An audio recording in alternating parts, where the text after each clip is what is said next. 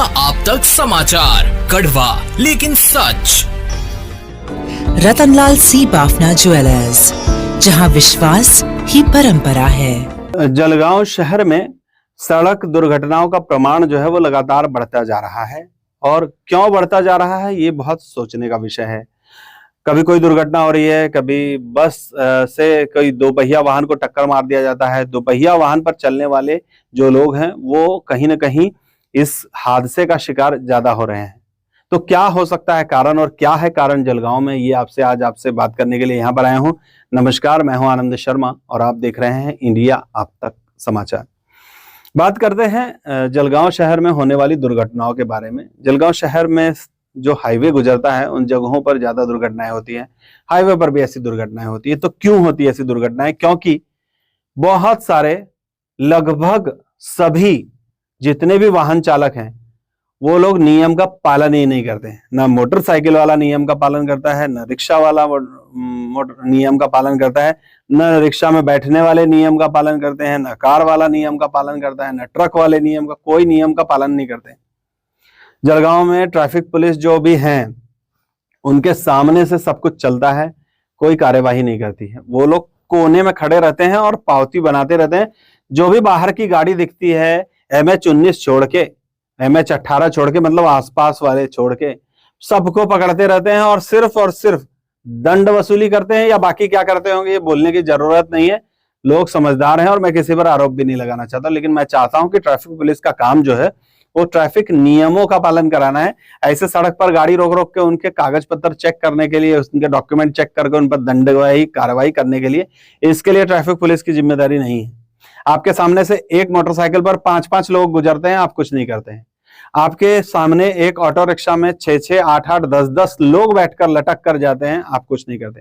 आपके सामने एक जो रिक्शा, जिसको प्रवासी रिक्शा बोलते हैं, जिनमें सिर्फ आदमी बैठ सकते हैं, वो बड़े बड़े रॉड्स लेकर जाती है, बड़े बड़े वो प्लाईवुड्स लेकर जाती है, सामान ढोते हैं, आप कुछ नहीं करते। आपके सामने 407 हो या छोटी टेम्पो ट्रेवलर जैसी है, वो ओवरलोडिंग होकर चलती है, आप कुछ नहीं करते। कारण हमें भी पता है, कारण आपको भी पता है, सबको समझता है। लेकिन साहब आपकी इन लापरवाही की वजह से कोई जान जा सकती है।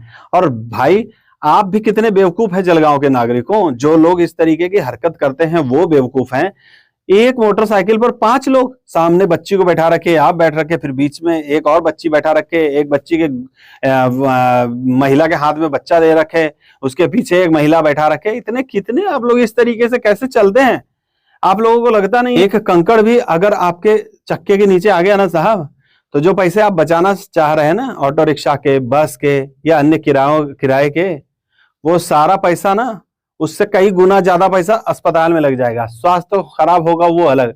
अरे कम से कम ऐसा तो मत कीजिए ना, जो आगे बैठा हुआ बच्चा है या बच्ची है उसका पैर हैंडल में आ सकता है। और मैं तो कल मैं देख रहा था, मैं 40 की स्पीड में था तो सामने वाला 5 लोगों को बैठा के 60-70 की स्पीड में चल रहा था। ऐसे में दुर्घटना अगर होती है, थोड़ी सी भी कोई कुत्ता आ जाए, कुछ आ जाए बीच में, तो 5 लोग अगर बीमार पड़ेंगे, 5 लोगों को कुछ होता है, तो इसकी जिम्मेदारी तो आपकी होती है। आप अपने परिवार वालों को लेके चल रहे हैं, कोई अजनबी को थोड़ी ढो रहे हैं।